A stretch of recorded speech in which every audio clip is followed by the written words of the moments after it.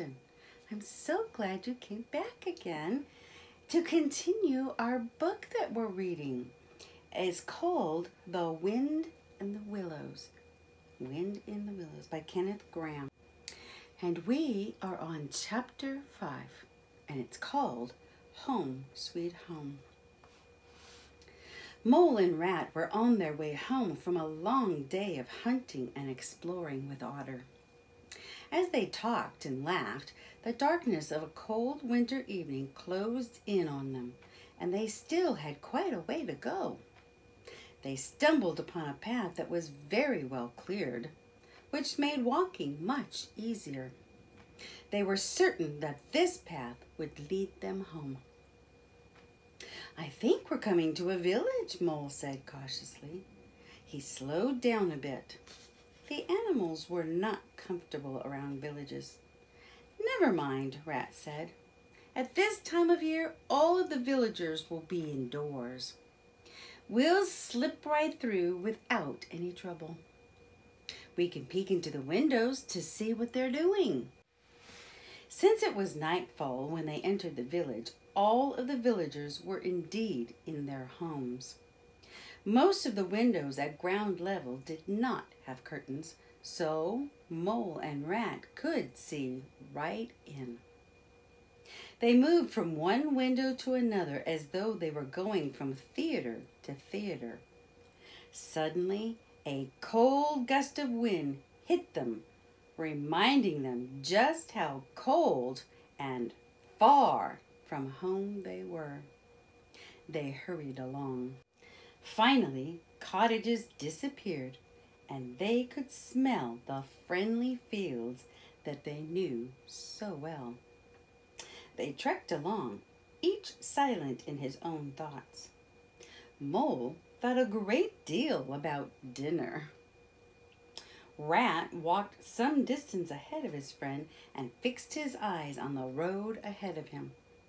So he didn't even notice that Mole had suddenly stopped short in his tracks. Mole had felt something mysterious that made him tingle all over. Those who are not animals do not have such subtle physical senses and would not understand such a feeling. At first, the feeling was familiar, although he could not remember what it was. But then it came to him. It was the feeling of home. He knew that his old home, which he had given up for the river life, must be very near. Since he had left that spring morning, he hadn't given it much thought. But now the memory was very vivid.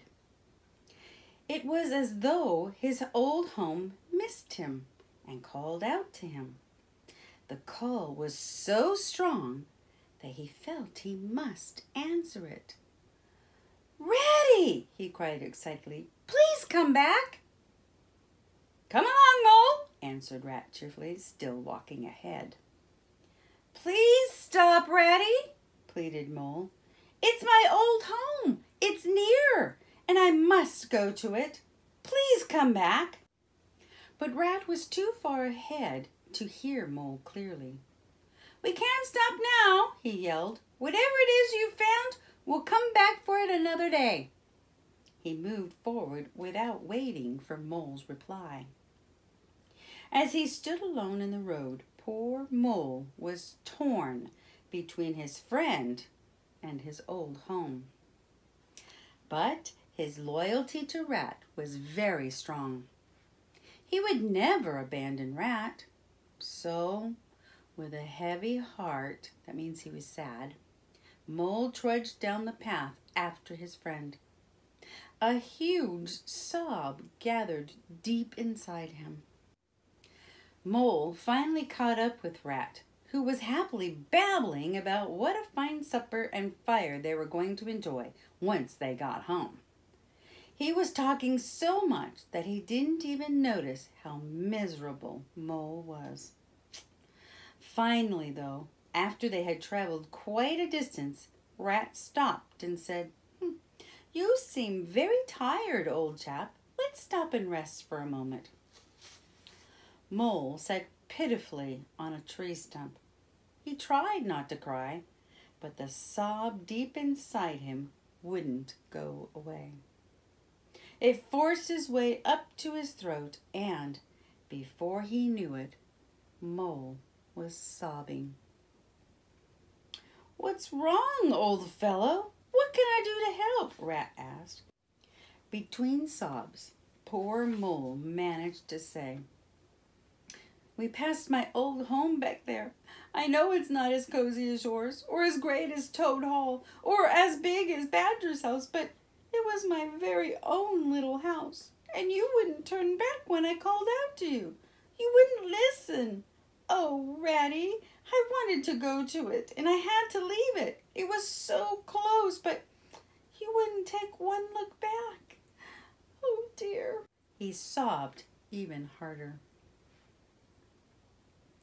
Rat gently took his friend's hand. "What a pig I have been," he said, ashamed of himself. Rat waited until Mole had calmed down a bit. Then he got up from where he was sitting and said, "Well, we should be off now." He moved in the direction from which they had just come, hoping that Mole would follow. "Where are you going?" Mole asked. "We're going to find that home of yours," Rat said. "We don't have to," cried Mole, hurrying after him. "It's getting too late and dark. And think of the riverbank and supper. Oh, I never meant to let you know how I was feeling." "Forget the riverbank," Rat said heartily. "We're going to find your home if we have to stay out all night." They headed back to the spot where Mole had sensed his home. After a great deal of searching and sniffing, Rat noticed a change in Mole. The signals were coming through. He walked through a hedge with Rat close at his heels. Suddenly, and without warning, he dove, and Rat followed him into a very small tunnel. When they reached a spot in which they could stand up straight, Mole lit a match. Right in front of them was a little door with the words "Mole End" painted on it.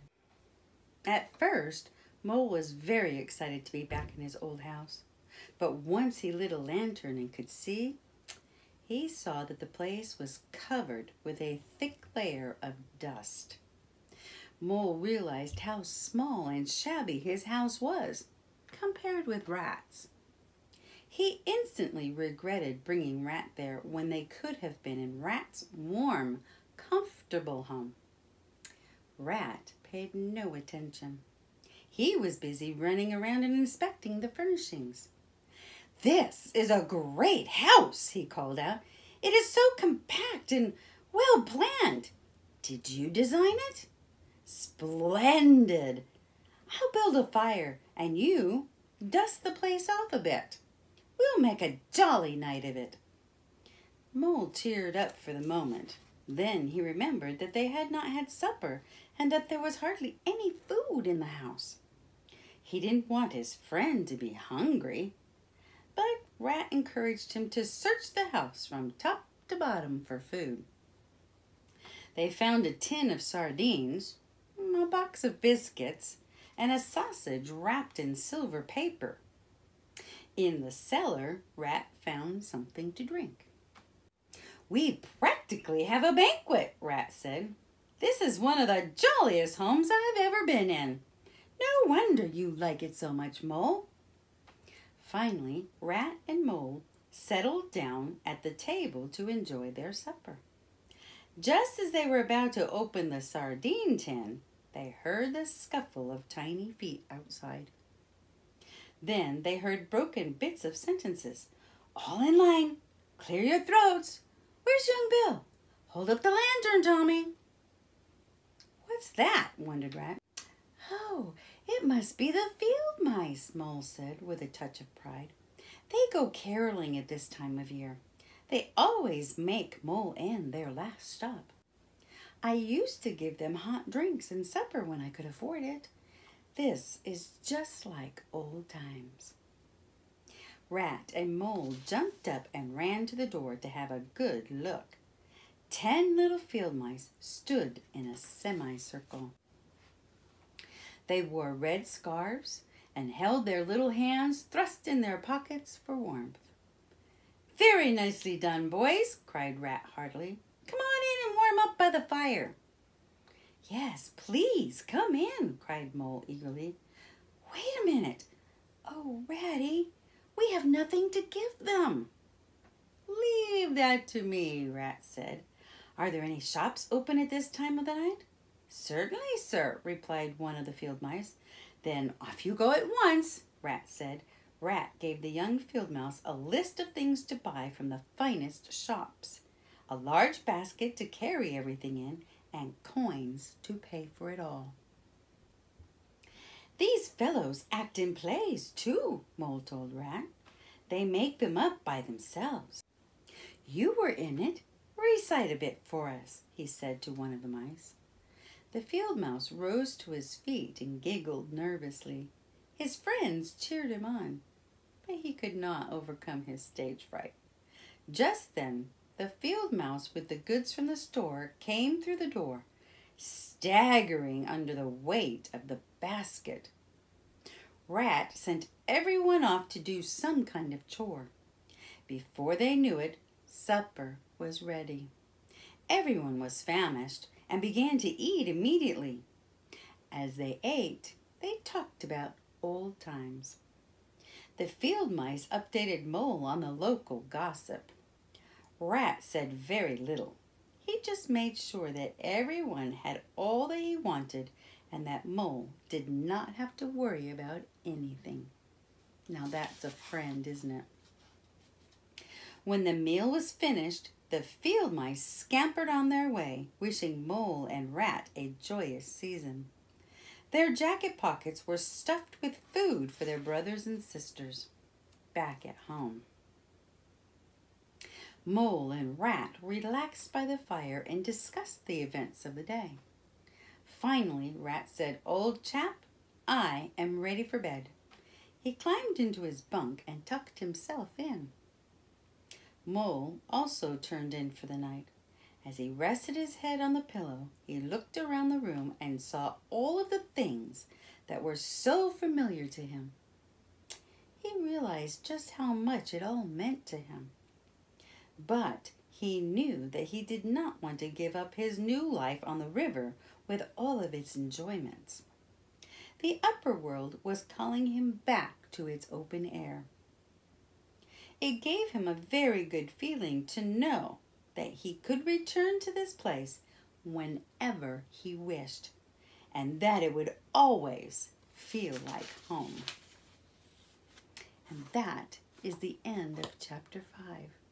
I sure hope you're enjoying this book. I always liked Wind in the Willows. So be sure to hit the like button and of course subscribe and hit the notification bell so that you're notified whenever a new story or a new chapter in this case is posted. And be sure to share with all of your friends. Bye-bye for now.